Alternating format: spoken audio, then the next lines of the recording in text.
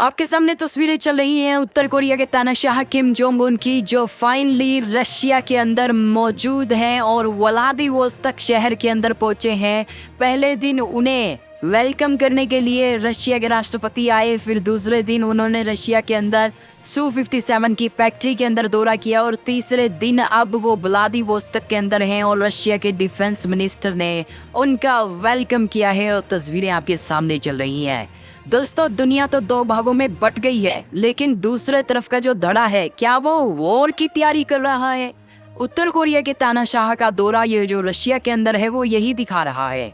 लगातार रशिया के हथियारों के ऊपर उत्तर कोरिया के तानाशाह की नजरें हैं और उस नज़रों के चलते ये तैयारी कर रहे हैं कि कहीं वेस्टर्न कंट्रीज़ के साथ उनका एक प्रोग्राम बनता है वर्ल्ड वॉर 3 का, तो वो उसको कैसे हैंडल करेंगे। हालांकि कहा तो जाता है कि वर्ल्ड वॉर 3 के अंदर ये जो कोई देश है बचेगा ही नहीं, क्योंकि न्यूक्लियर बम एक दूसरे देशों के ऊपर फोड़ दिए जाएंगे। लेकिन दोस्तों, ये जो समीकरण बदल रहे हैं, ये समीकरण बदलते हुए बातें साधारण नहीं है जो आपके दिमाग में चल रही है। कौन जानता है कि किसी देश के पास टेक्नोलॉजी आ गई हो जिसके चलते न्यूक्लियर बम धरे के धरे रह जाएं और दुश्मन देश उस न्यूक्लियर बम को लॉन्च ही ना कर सके। कौन जानता है दोस्तों, आजकल कंप्यूटर की दुनिया में कुछ भी असंभव नहीं है और अमेरिका तो क्वांटम कंप्यूटर के ऊपर काम कर रहा है, जो अपने आप में ही काफ़ी खास टेक्नोलॉजी है। लेकिन इस बात की कोई पुष्टि नहीं कर सकता है। लेकिन जो सिचुएशन बदल रही है, समीकरण बदल रहे हैं, इस ओर आहट कर रहे हैं कि जरूर वेस्टर्न कंट्रीज़ के पास भी कोई ना कोई ऐसी टेक्नोलॉजी होगी जिसके चलते आज वो रशिया से भी पंगा ले रहे हैं, चाइना से भी और किम जोंग उन से भी।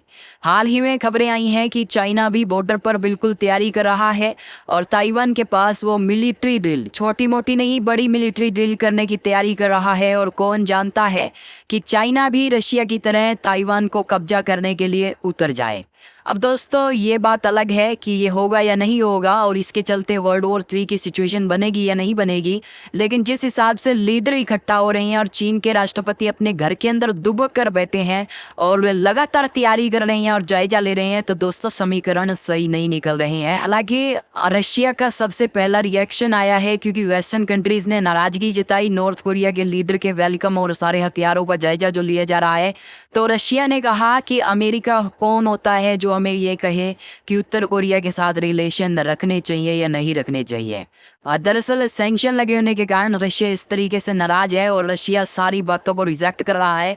दरअसल रशिया और इस अमेरिका के बीच कई समझौते हुए हैं, जिसके चलते ये दुनिया के छोटे देशों के पास जो न्यूक्लियर बम है उसके साथ ये कोऑर्डिनेशन से एक सारे चीज़ों को कंट्रोल करते हैं और ये छोटे देशों के ऊपर लगातार नज़र रखते हैं कि कहीं ये न्यूक्लियर बम ना फोड़ दे आपसी लड़ाई में। तो इसको लेकर ये दोनों की बातें हुई हैं और यही कारण है कि उसी को लेकर अमेरिका ने रशिया के साथ फिर से बातचीत करना चाहिए। लेकिन रशिया के ऑफिशियलों ने कहा कि आप होते कौन हो हमें सलाह देने वाले।